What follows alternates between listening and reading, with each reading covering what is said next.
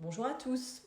Je fais cette petite vidéo à l'occasion de la Journée mondiale du diabète qui aura lieu comme tous les ans le 14 novembre. Et ça me tient d'autant plus à cœur que c'est ma pratique en fait quotidienne à l'hôpital depuis plus de 10 ans. Donc le diabète est encore trop méconnu et j'aimerais par cette vidéo expliquer un petit peu les enjeux du diagnostic et surtout de la prévention. Il faut savoir qu'en 2024, plus de 11% de la population mondiale âgée entre 20 et 79 ans sont atteints de diabète. Malheureusement, le diabète est encore largement sous-diagnostiqué car complètement asymptomatique avant plusieurs années et une fois que le diabète est déclaré, c'est malheureusement irréversible et cela impacte grandement la qualité de vie. Il existe deux grands types de diabète. Le diabète type 2 qui est majoritaire, qui est lié à l'hérédité et à l'hygiène de vie et qui est donc asymptomatique en général, qui est caractérisé par une insulinorésistance et qui arrive plutôt après 40 ans. Le diabète de type 1 est plutôt diagnostiqué chez les enfants et les adolescents et c'est une auto-immunité, donc une maladie auto-immunitaire due à des anticorps qui vont détruire les cellules qui fabriquent l'insuline dans le pancréas. Et en général, ce n'est pas lié à l'hérédité ou à l'hygiène de vie. Donc ces personnes-là, par contre, doivent se traiter à l'insuline pour toute leur vie. Et donc, ce n'est pas lié à l'hygiène de vie. Le dépistage du diabète de type 2 est primordial, surtout chez les personnes à risque, car il permet de démarrer le traitement le plus tôt possible et ainsi d'éviter les complications liées au diabète.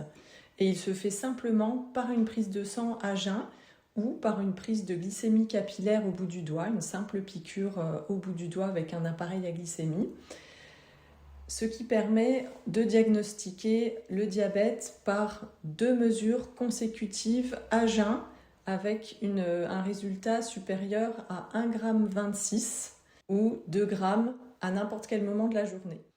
Une fois diagnostiqué, le traitement du diabète de type 2 se fait en priorité par l'hygiène de vie. Tout d'abord une alimentation équilibrée, riche en légumes et avec des apports en glucides contrôlés et également une activité physique régulière, mais aussi un traitement médicamenteux qui démarrera au départ par un traitement qui va diminuer l'insulinorésistance. En nutrithérapie, mon but est de privilégier la prévention et on peut largement dépister longtemps en avance le risque de diabète en mesurant dans la prise de sang l'indice OMA, qui est prédictif du diabète et qui nous permet de connaître largement en avance le risque de diabète de type 2 et donc l'insulinorésistance. Même sans ce risque mesuré en prise de sang, il est toujours très très important de soigner son hygiène de vie qui sera vraiment la clé pour éviter ou alors reculer le plus tard possible l'arrivée d'un diabète de type 2. Lors de mes consultations en nutrithérapie, mon but est de vous accompagner pour vous donner les clés d'une alimentation santé, vous aider à cibler les problématiques, vous aider à améliorer au quotidien vos petites habitudes pour avoir au maximum les meilleurs nutriments et les meilleures habitudes pour prendre soin de votre santé et prévenir le diabète, bien sûr, mais pas que, d'autres pathologies qui peuvent être liées à une mauvaise hygiène de vie et une mauvaise alimentation.